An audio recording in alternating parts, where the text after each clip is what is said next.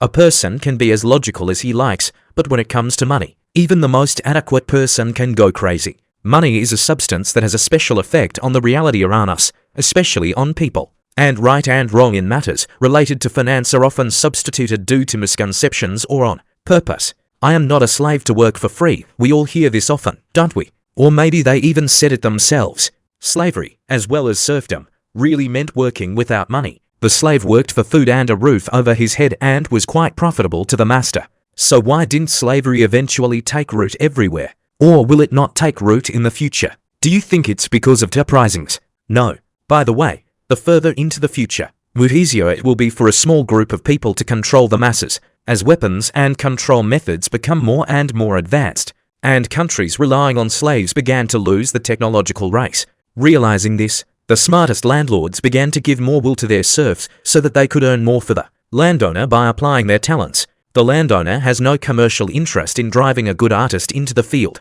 It is much more profitable to give him the opportunity to draw the gentleman, imposing a solid commission. This is how shackles appeared that are much more durable than slavery. This is the cult of money. These shackles are good because they are not so noticeable and do not squeal when walking, and therefore they are indignant, as if there is no reason. And so that people could not manage money competently. Their heads were filled with all sorts of nonsense, forcing them to covet things they did not need at all, like handbags for several million or diamond cars. These are modern slaves, people who put money first, who are ready to work day and night to buy completely unnecessary things. Here is an approximate schedule of the slave's work. In summer to 12 hours a day. In spring and autumn to 9 hours a day. In winter, 8 hours a day. The day off is Sunday. We are sure that you have seen in your environment a lot of people working as much and even more, exclusively for money until death. In modern society, there are many people working for free. Artists, writers, startups, school children and students in search of experience.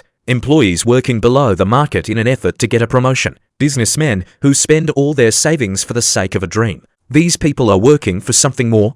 They are not slaves. They are people who value themselves, their work and their time. A modern slave is someone who plows at a hated job most of the day, afraid to take a risk and take a step towards what he would really like, just for the sake of money. This money illusion is invisible, but such strong shackles that people most often put on themselves. When we see a person who is able to afford to invest in his own business, which he has dreamed of all his life, we see a free person, even if he does not have a penny left behind. When we see a man who is not ready to lift a finger until he is paid for it, we see a slave. Wealth for many is a kind of evidence that life has been a success.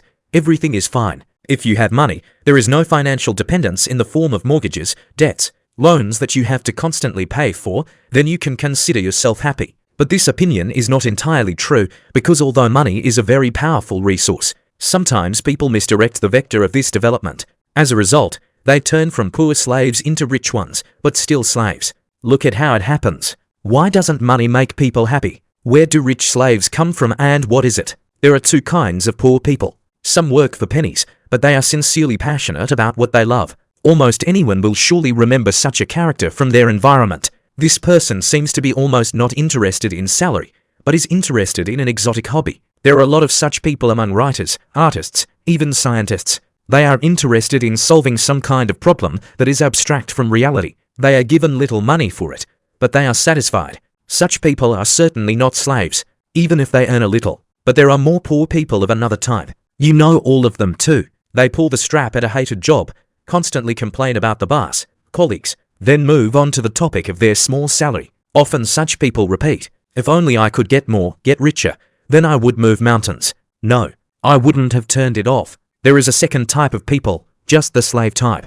Let's see what happens to them if they suddenly find a good paid job. They'll be happy at first, but not for long. They will look for a trick, an attempt at deception, pitfalls. Then, if the salary remains consistently high, they will start hiding money. They usually don't know anything about investments and the work of resources, so finances will end up in the bank at best, or even under the pillow, or in a jar, but in a glass one. They will not begin to raise their standard of living, because at any moment, and such people are sure of it, the good can end. As they used to buy the cheapest sausage at a discount in the store, they will continue to take it. Sometimes the opposite effect occurs. They begin to build insanely expensive houses, throw away huge sums of money to no one knows where. Old jokes about the new Russians from the 90s are just about such types.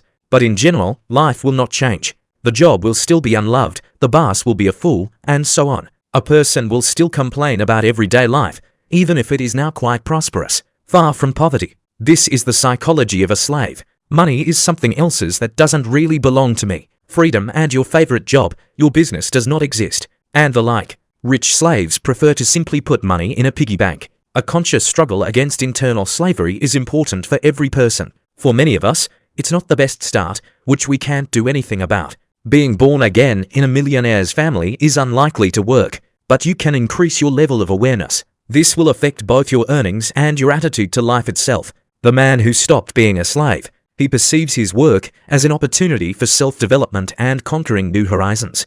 If you don't like a particular company, boss, or team atmosphere, then don't be afraid to try elsewhere. To be sure of maintaining the standard of living and wages, do not put money in the bank, but invest. And don't forget that one of the best investments is yourself. Training, education, health. It will never be superfluous and will never burn out. If such a person becomes rich, then he will not spend on unnecessary things, like the 10th pair of identical jeans. He travels, enjoys life, and work becomes what everyone dreams of. My favorite thing,